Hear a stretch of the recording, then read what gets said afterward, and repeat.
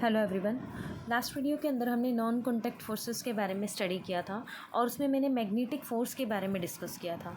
आज मैं non contact forces की सेकंड टाइप इलेक्ट्रोस्टैटिक फोर्सेस के बारे में डिस्कस करने वाली हूँ।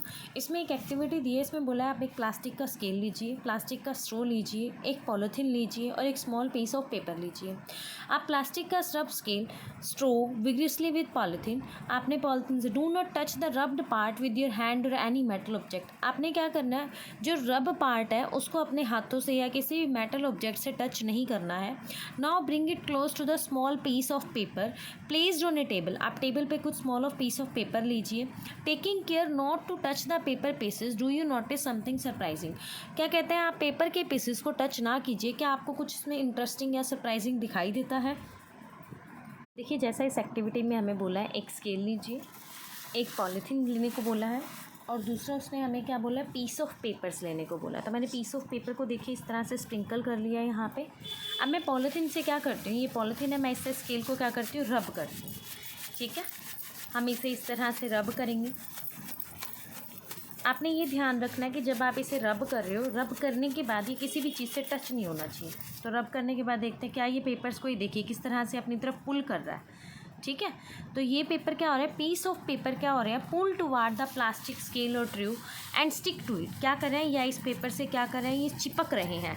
And when it is brought closer to paper piece, जब आप इसे पेपर पीस के पास लेके जा रहे हो।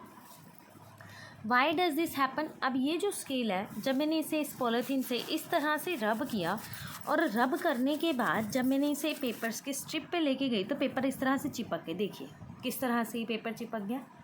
ठीक है, ये क्यों हुआ, क्योंकि जब दो ऑब्जेक्ट सर्टेन मटेरियल्स रब टुगेदर, जब वो आपस में एक दूसरे से क्या करते हैं, रब होते हैं, रब होने के बाद वो अपने सरफेस पे इलेक्ट्रिक चार्ज बिल्डअप करते हैं। ये जो चार्ज होता है इसे हम स्टैटिक चार्ज कहते हैं। स्टैटिक चार्ज क्या होता है, they do not move by themselves, वो अपने आप मूव नहीं करते।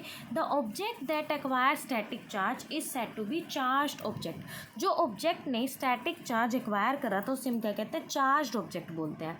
जो चार्ज ऑब्जेक्ट होता है वो अट्रैक्ट करता है, that is exert a force on अनचार्ज। ये फोर्स क्या करता है, अनचार्ज है ऑब्जेक्ट पे, मेड ऑफ सर्टेन मटेरियल, कुछ सर्टेन मटेरियल्स पे, जैसे स्मॉल पीस ऑफ पेपर पे। ये जो फोर्स होता है वो प्ले करता है when the bodies are not in contact, जब बॉडीज आपकी कॉन्टैक्ट में नहीं होती। Let us do another activity with object made up of different material. आपने क्या करना है, और दूसरी एक्टिविटी करनी है, take two balloon, length of thread and wooden cloth. आपने क्या करना है, बलून लेना है, लेंथ ऑफ थ्रेड एक धागा लेना है और वुडन क्लॉथ लेना है। Inflated two balloon and hang them in such a way that they do not touch each other. आपने उन बलून्स को, गुब्बारों को टांग देना है ताकि वो एक दूसरे को टच ना करें।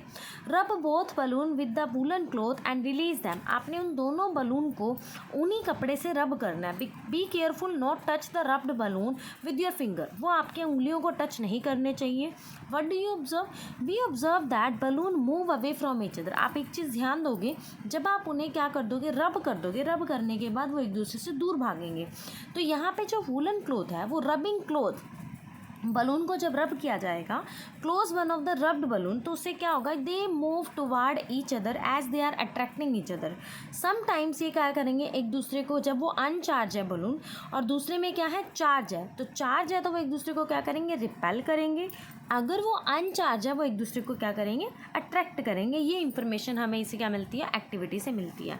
We found that the two similarly charge balloon repel each other whereas a charge balloon and a woollen cloth attract each other. अभी कहता है कि जो चार्ज बलून है वो तो एक दूसरे से दूर भाग रहे हैं, बट उसकी जगह जो चार्ज बलून है और जो वूलन क्लॉथ है, उनका कपड़ा है, वो एक दूसरे को अट्रैक्ट कर रहा है। Does this indicate that the charge on the balloon is of a different kind from the charge on the woollen cloth. अभी कहता है कि जो बलून के ऊपर चार्ज है और जो वूलन क्लॉथ के ऊपर चार्ज है वो अलग टाइप का है। Does it mean that there are two kind of electric charges. इससे ये पता लगता है कि क्या इसका ये मतलब है कि दो टाइप के चार्जेस होते हैं। तो since the balloon were charge in the same way, जब बलून सेम तरीके से चार्ज होता है तो we can say that they have acquire similar charge. तो हम उसे कह सकते हैं कि वो एक्वायर क्या करता है, सिमिलर चार्ज एक्वायर करता है। As the similarly charge balloon repelled each other, जब हम देखते हैं जो चार्ज बलून है एक दूसरे से दूर भाग रहा है, we can infer that similar charges repel each other. तो हमें यहाँ से एक चीज़ पता लगी कि अगर अपोजिट चार्जेस हैं तो attract each other, similar charges हैं repel each other. Both the rubbing object and the rubbed object get charge. जब आपका रबिंग ऑब्जेक्ट और जिसको आपने रब किया दोनों चार्ज हो जाते हैं तो वो एक दूसरे के अपोजिट चार्ज कंटेन करते हैं। This attraction shows the opposite kind of charges attract each other. तो यहाँ से अट्रैक्शन जो होती है वो क्या बताती है, अपोजिट चार्जेस बताती है कि ऑब्जेक्ट के ऊपर अपोजिट चार्ज है। तो दो काइंड के स्टैटिक चार्ज कौन से होते हैं, पॉजिटिव और नेगेटिव। ये जो फोर्स एक्सर्ट किया जाता है किसी भी चार्ज बॉडी से दूसरी चार्ज बॉडी के ऊपर या अनचार्ज बॉडी के ऊपर, दैट इज इलेक्ट्रोस्टैटिक फोर्सेस। जब भी किसी चार्ज बॉडी से दूसरी अनदर अनचार्ज बॉडी पे फोर्स एक्सर्ट किया जाता है, that is electrostatic forces. It is non contact forces. When the charge move, जब ये चार्ज मूव हो जाता है, दे कंस्टिट्यूट एन इलेक्ट्रिक करंट। ये इलेक्ट्रिक करंट कॉन्स्टिट्यूट करता है इन एन इलेक्ट्रिकल सर्किट में। It is the same current which makes a lamp glow और जनरेट हीटिंग इफेक्ट और मैग्नेटिक इफेक्ट। तो ये हमारा सेम करंट फ्लो करता है जब हमारा कोई भी लैम्प जलता है और वो क्या करता है, हीटिंग इफेक्ट या मैग्नेटिक इफेक्ट क्या करता है, जनरेट करता है। Next type is gravitational force. Gravitational force में कहता है take a ball and throw it vertically upward, does it come downward. कहता है कि कोई बॉल लीजिए और आप उसे फेंकिए, क्या वो आपकी बॉल नीचे की तरफ आएगी। नाउ थ्रो इट अगेन, आप उसे दोबारा फेंकिए, बट दिस टाइम हार्डर, आप उसे और ऊंचाई से फेंकिए। Does it fall toward back down to the ground. अब ये कहता है क्या वो नीचे की तरफ ग्राउंड की तरफ आएगी। थिंक अबाउट डिफरेंट सिचुएशन, आप अलग अलग सिचुएशंस लीजिए और डायरेक्शंस को चेक कीजिए। फाइनली फॉल्स और come back to the ground. जैसे हमने किसी पत्थर को नीचे फेंका है, पेड़ से कोई फल नीचे गिर रहा है, कोई आदमी ऊंचाई पे है और जंप कर रहा है, हम फुटबॉल को क्या कर रहे हैं, डाल रहे हैं, उसके बाद कोई पर्सन स्विमिंग पूल में जंप लगा रहा है। तो ये सब चीज़ें क्या करती हैं, ऑब्जेक्ट को अर्थ क्या करती है, अपनी तरफ अट्रैक्ट करती है। Why do the object fall toward earth. अब ये कहता है कि ऑब्जेक्ट अर्थ पे क्यों गिरता है। Is there any force which act on them, what exert is this force. क्या कोई फोर्स उस पर एक्ट करता है। Since all the object fall toward that, सारे के सारे ऑब्जेक्ट जब अर्थ पे गिरते हैं, it means the earth attract them, पृथ्वी उन्हें अट्रैक्ट करती है। The force with which the earth attract object toward itself, एक ऐसा बल जो पृथ्वी अपनी तरफ चीज़ों को अट्रैक्ट करती है, इटसेल्फ अपने आप, उसे हम ग्रेविटेशनल फोर्स कहते हैं। And the force with which the earth attract object toward itself, जब पृथ्वी अपनी तरफ चीज़ों को खींचती है उसे हम क्या कहते हैं, gravitational force. Gravitational force exert किया जाता है अर्थ से, इसीलिए इसे कहा जाता है फोर्स ऑफ ग्रेविटी या आपका सिंपल ग्रेविटी। अब जैसे dropping of object from A object height, आप हाइट से किसी ऑब्जेक्ट को नीचे गिरा रहे हो, या थ्रोइंग एन ऑब्जेक्ट वर्टिकली अपॉर्ड, या किसी ऑब्जेक्ट को ऊपर की तरफ फेंक रहे हो। जैसे मेरे पास पेन है, मैं इसको ऐसे फेंक रही हूँ तो ये ऊपर से क्या कर रहा है, नीचे की तरफ आ रहा है। जैसे ये देखिए इस तरह से ये क्या कर रहा है, ऊपर से नीचे की तरफ आ रहा है। Since the gravitational forces act without contact with the object, जो आपकी ग्रेविटेशनल फोर्सेज हैं वो बिना कॉन्टैक्ट में आए ही क्या करती हैं, एक्ट करती हैं, अट्रैक्ट करती हैं या आकर्षण दिखाती हैं, उसे नॉन कॉन्टैक्ट फोर्सेज बोलते हैं। ग्रेविटेशनल फोर्स हमेशा ही एक अट्रैक्टिव फोर्स रही है, अनलाइक मैग्नेटिक फोर्स या इलेक्ट्रोस्टैटिक फोर्स। ये ना ही अट्रैक्ट, आइदर भी अट्रैक्टिव और रिपल्सिव, ये एक दूसरे को अट्रैक्ट भी करती हैं या एक दूसरे से दूर भी भागती हैं।